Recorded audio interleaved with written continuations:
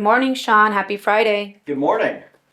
There was a post the other day about Apple and Google and how we download those apps, right? But we need to be cautious about that. Tell us a bit more.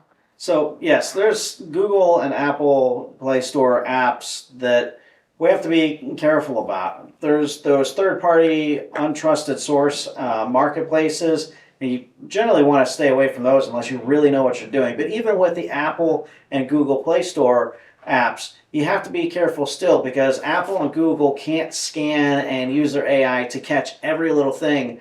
They've just got too many pieces of software making little minor updates, and nefarious actors can put some of those things in there. The other thing is that you don't know how much privacy you're actually giving away or how much those apps might be draining your battery. My kids, I've warned repeatedly about different games that they want to download and put onto their devices so that they can play while they're in the car or doing whatever. But some of those apps, they drain their battery so quickly, it's not even funny.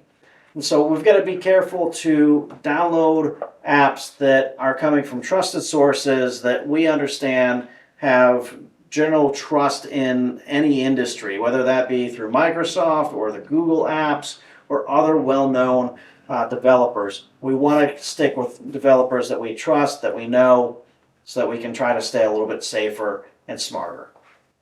All right. Thanks for that.